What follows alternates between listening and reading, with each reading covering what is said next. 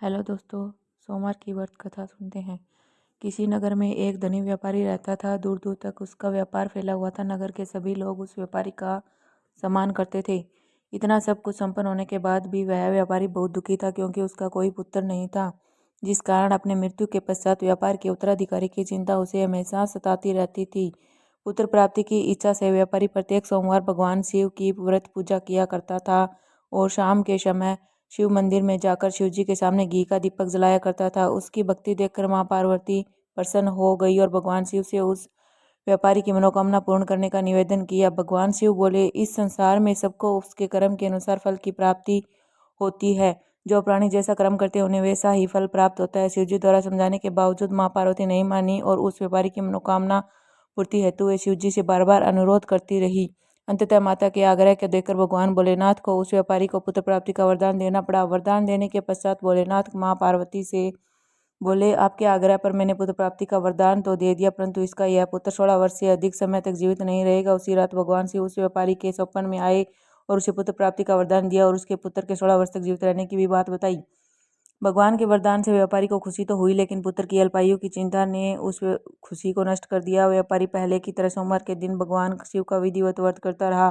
कुछ महीनों के बाद उसके घर एक अति सुंदर बालक ने जन्म लिया और घर में खुशियां ही खुशियां भर गई। बहुत धूमधाम से पुत्र जन्म का समारोह मनाया गया, परंतु व्यापारी को पुत्र जन्म की अधिक खुशी नहीं हुई, क्योंकि उसे पुत्र की अल्पायु के रहस्य का पता था। जब पुत्र 12 वर्ष का हुआ तो व्यापारी ने उसे उसके मामा के साथ पढ़ने के लिए वाराणसी भेज दिया।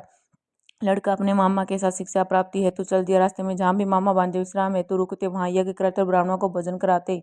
लंबी यात्रा के बाद मामा भांजे एक नगर में पहुंचे।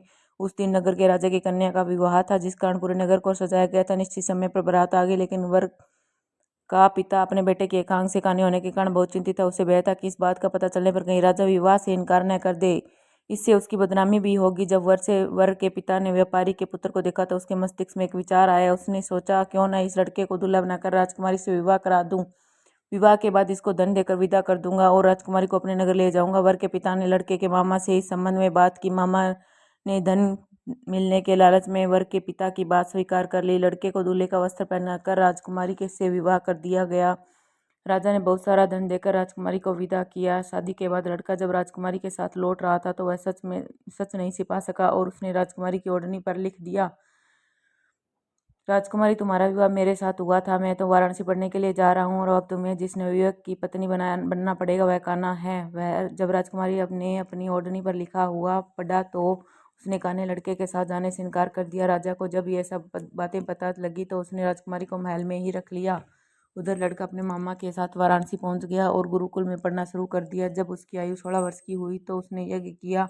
यज्ञ की समाप्ति पर ब्राह्मणों को भोजन कराए और खूब अन्न वस्त्र दान किए। रात को वह अपने शयन कक्ष में सो गया। शिव के वरदान के अनुसार शयनावस्था में ही उसके प्राण पखेरु उड़ गए। सूर्योदय पर मामा मृत भांजे को देखकर रोने पिटने लगा। आसपास के लोग भी एकतर होकर दुख प्रकट करने लगे। लड़के के मामा के रोने की विलाप करने के स्वर समीप से गुजरते हुए भगवान शिव और माता पार्वती जी ने भी सुने।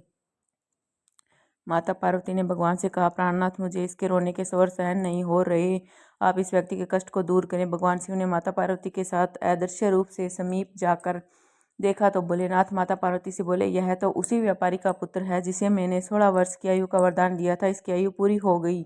माँ पार्वती ने फिर भगवान शिव से निवेदन कर उस बालक को जीवन देने का आग्रह किया। माता पार्वती के आग्रह पर भगवान शिव ने उस लड़के को जीवित होने का वरदान दिया और कुछ ही पल में वह जीवित होकर उठ बैठा। शिक्षा समाप्त करके लड़का मामा के साथ अपने नगर की ओर चल दिया। दोनों चलते हुए उसी नगर में पहुंचे जहां उसका विवाह हुआ था। उस नगर में भी यज्ञ का आयोजन किया गया था। समीप से गुजरते हुए नगर के राजा ने यज्ञ का आयोजन देखा और उसने तुरंत ही लड़के को उसके मामा को पहचान लिया। यज्ञ के समाप्त होने पर राजा मामा और लड़के को महल में ले गया और कुछ दिन उन्हें महल में रखकर बहुत सा धन वस्त्र आदि देकर राजकुमारी के साथ विदा कर दिया। इधर भूखे प्यासे रहकर व्यापारी और उसकी पत्नी बेटे की प्रतीक्षा कर रहे थे। उन्होंने प्रतिज्ञा कर रखी थी कि यदि उन्हें अपने बेटे की मृत्यु का समाचार मिला तो दोनों अपने प्राण त्याग देंगे। परंतु जैसे ही उसने बेटे के जीवित वापस लौटने का समाचार सुना तो वह बहुत प्रसन्न हुआ। वह अपनी पत्नी और मित्रों के साथ नगर के द्वार पर पहुंचा। अपने बेटे के विवाह का समाचार सुनकर पुत्रवधू राजकुमारी को देखकर उसकी खुशी का ठिकाना न रहा। उसी रात भगवान शिव ने व्यापारी के स्वप्न में आकर कहा कि हे सृष्टि, मैंने तेरे सोमवार के व्रत करने और व्रत कथा सुनने पर प्रसन्न होकर तेरे पुत्र को लंबी आयु प्रदान की है। पुत्र की लंबी आयु जानकर व्यापारी बहुत प्रसन्न हुआ। शिव भक्त होने तथा सोमवार का व्रत करने से व्यापारी की सभी मनोकामनाएं पूर्ण हुई। इसी प्रकार जो भक्त सोमवार का विधिवत व्रत करते हैं तो व्रत कथा सुनते हैं, उनकी सभी इच्छाएं पूरी होती हैं। कहानी अच्छी लगी तो लाइक ज़रूर करें।